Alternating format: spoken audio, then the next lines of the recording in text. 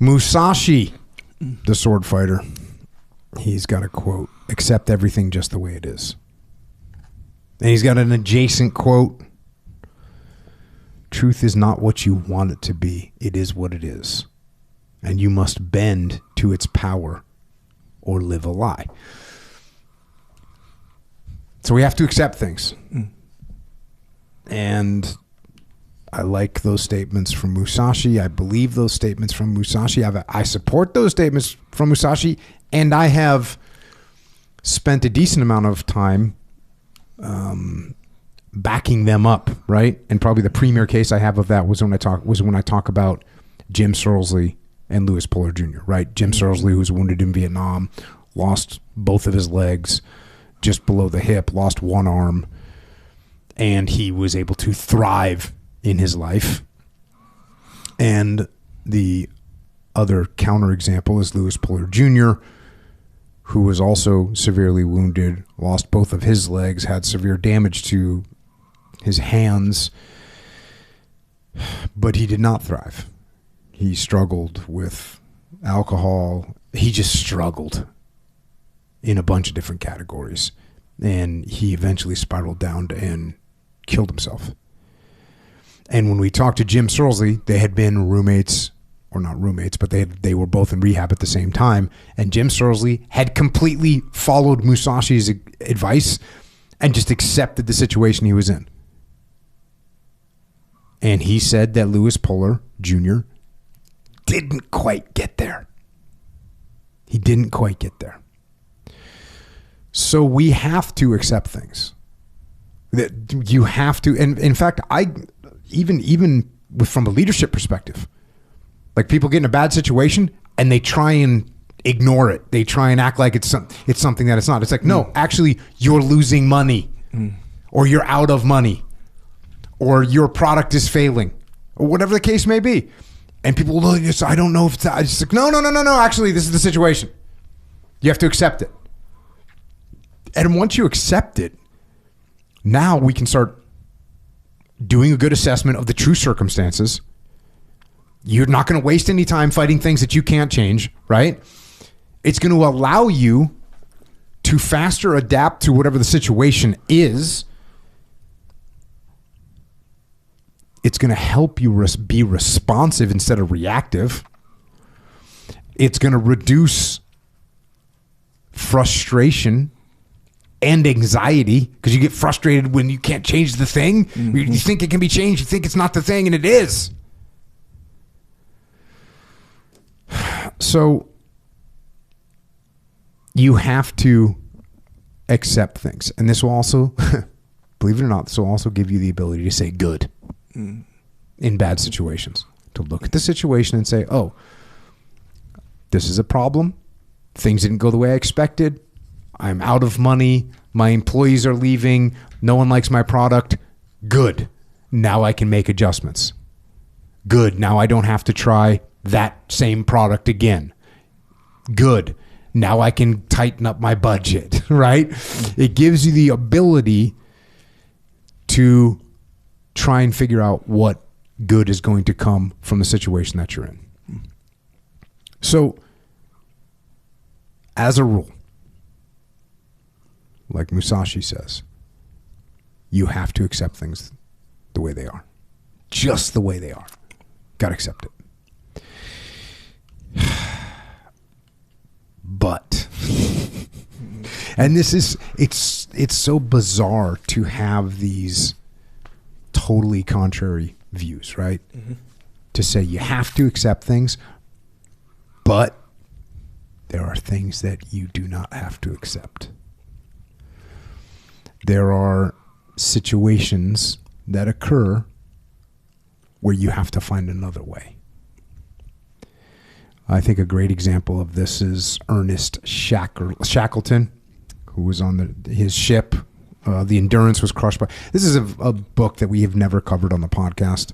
And I've always said I would cover it on the podcast, but first I'm going to cover another expedition, which is the Greely expedition, which went to the North Pole, or attempted to go to the North Pole, and they ran into problems, and they were caught in ice, and they completely did not succeed.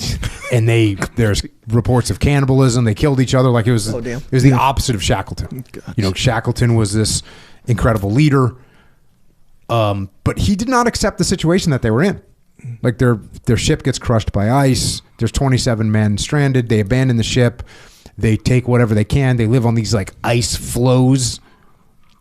But then the ice starts to break up, and finally they take the lifeboats. They paddle the lifeboats and sail the lifeboats to this place called Elephant Island. And then Shackleton and five, again, this is all just, I'm not accepting this. I'm not accepting that that we're going to die because our vessel's trapped. We're going to get out and we're going to set up business on these ice floes. Oh, those things are cracking and breaking up and sinking? Cool, we're not going to accept that. We're going to get in these lifeboats. We're going to get somewhere. Oh, we're going to get to this Elephant Island. Once we get to Elephant Island, unoccupied. Oh, what are we going to do there? Die? No. We're going to set up camp. We're going to start working. We're going to start hunting. We're going to make things work. And by the way, eventually, Shackleton's going to say, you know what? I'm going to go get us help. And he's going to go 800 miles in a freaking lifeboat.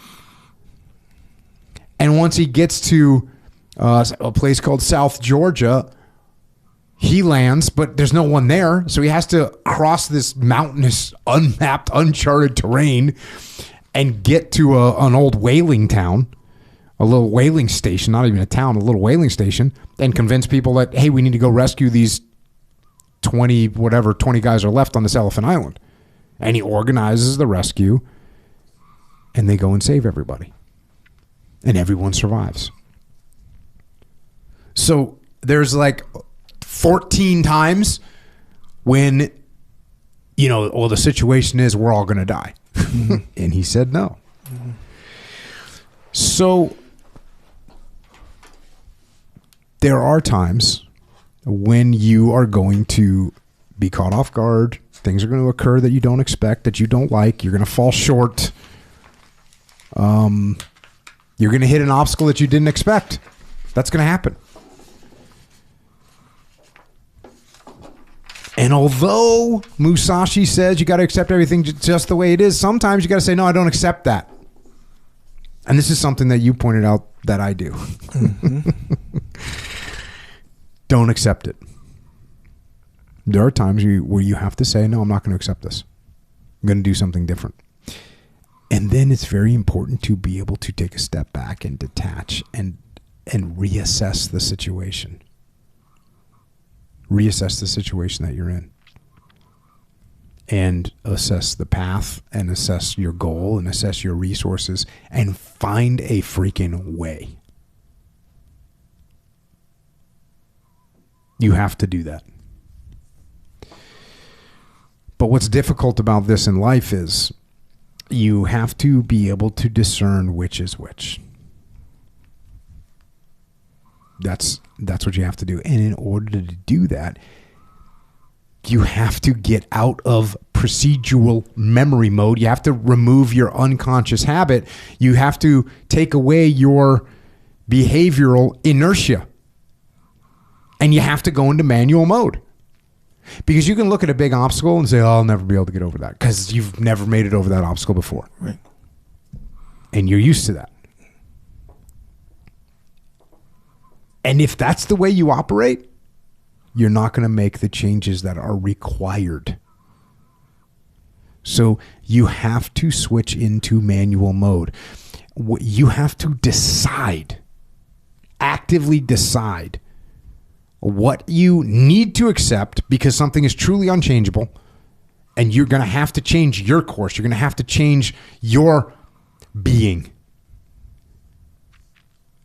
Or you're going to have to figure out what you need to reject. What things you will not accept. And then you've got to impose your will, or you've got to open your mind, which are, again, these are two opposite things. I'm going to impose my will. I'm going to get through it. Or open my mind and say, wait, how can I get around this? Mm-hmm. How can I avoid this? Mm-hmm.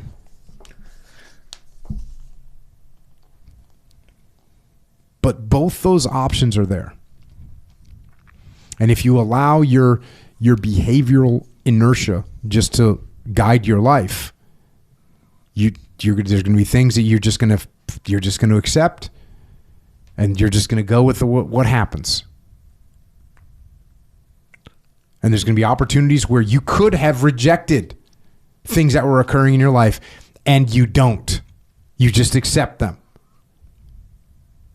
And that's not good. That is not good. Sometimes you have to stand up and say, no, I don't freaking accept this thing. It's not happening. Watch this. Yep. You're that was especially when we actually talked about it, I always felt this. Because remember, the part of the canon, right? One day we were rolling and in jiu-jitsu, we're training, it didn't get heated, but it kind of got heated. And then you and me? Yeah. What's it was heated? a long time ago. Put it this way. Good roll. It was a good roll, and it started to get escalate as far as like intensity, we'll say. And then my knee. Did you want to fight me? No, not mentally or emotionally, okay. just kind of a physical good roll. Good roll. This is all I go. And my knee hit you in the face, not the kind like it hit you in the face. So hard, enough. It was hard. Yeah, I felt it on me. So I stopped, you stop the roll out of courtesy, like, hey, oh shit, are you good? Like, whatever. And and you looked at me like, and you said, what happened? Like, as if you didn't feel it, which I said, like, of course you felt it, but I saw what you were doing. I was like, ooh, that is some cool shit. If I can use this, and it didn't really like gel with me, but I always remembered that. Where I'm like, oh, I see what you're doing, but it's like, bro, you know how useful that is? If you can do that to yourself, and then like later on, like years later, which was more on the recent side of things, where I'll be like, bro, you know who you are? So it was like, now that you're like older, we'll say, for lack of a better term, I said, you don't accept like certain stuff. Like this, okay, so this old idea of being over the hill, that, right? Where it's like, yeah, I'm over the hill, so I'm going to spend less time doing X, Y, Z or whatever, kind of a thing. But a big part of that is just kind of giving up, on yourself, kind of a thing, like accepting, like, oh yeah, I can't, I can't work out as often as I could before, whether because I physically gave up, or because like my schedules and my responsibilities are a little bit more, more robust nowadays. So I'm going to, I'm going to give up on this other thing where it's like, no, Brad, you don't have to accept that. You can still do that stuff. If you don't accept that, Yep. And if that's like your normal way of doing it, you'd be surprised what you can do. Yeah. And there's a little, it's like a little psychological trick too. Yeah. Because let's face it, you're going to get older. Yeah. Like 100%. But to just accept that without like scrapping, yeah, bro. like don't do that, man. Yeah. And you're gonna, you might have something happen in your life, in your world. It's like, maybe it's a battle that you're going to lose. Yeah.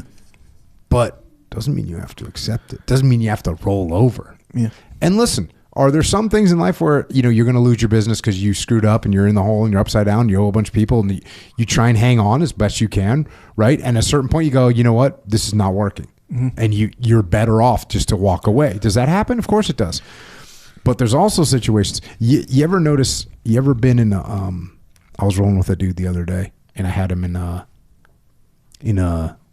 like a cobra choke. Yeah. Fucking cool. And I was like stabilized, just fully stabilized, stabilized. I understand. And he ended up tapping, but it was like when he did, and he goes, dude, I was just like, he was just like hanging on, right? Yeah. And I almost let go. Yeah. You know what I mean? Because it's just, is he going to tap? I'm wasting strength. I need to improve my position. So that stuff happens where it's like, if I can hold on just a little bit longer, you never know what's going to change. Yeah. So, but if you just accept, and same thing, like that guy, if he held on a little bit longer, I might have let go. Yeah. Now look, I was stabilized. But you're stabilized. You're like, oh, I'm not going anywhere. Yeah. So, but if he held on, maybe I'm like, now I'm starting to get like, maybe I start to lose position a little, whatever the case may be. So how long can you actually just hold on? Mm-hmm. You ever, there's stories about people in boxing. I think there's one with Muhammad Ali, and I forget who it was.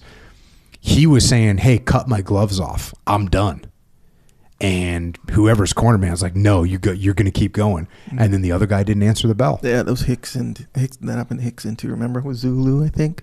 Oh, that happened with him? Yeah. Oh, that's where he was right. like, I can't do it. And then finally got convinced or whatever. And the guy couldn't get up. So you hold on just a little bit longer. Yeah, that makes sense. Just hold on a little bit longer. They're freaking hurting too. But this is just fighting, man. This is life. And sometimes you just got to not accept these things. Just don't accept them. Yeah, this is what it seems like the differentiator is between like accepting things the way they are, like Musashi. That's like facts in the moment, you know, like where if it's like, hey, like we're losing money. We lost money again today. That's a fact. So you got to accept that. Don't turn your back to these things like now, but don't accept the future, you know, this potential future. Don't just start accepting the negative parts of it. You see what I'm saying?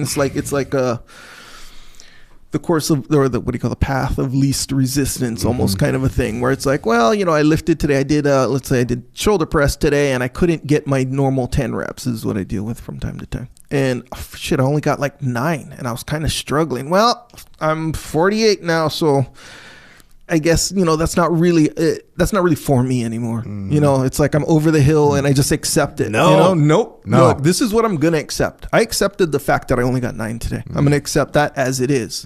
But I don't accept the fact that that's my fate. See what I'm saying? That's a potential future. So it's like, yeah, if you don't accept the negative potential, you know, downhill potential future or whatever, I feel like that's where you can succeed. That's where you can, change that keep the successful trajectory regardless of that painful day. I think to sum up what you're saying, accept your circumstances, but don't accept your fate.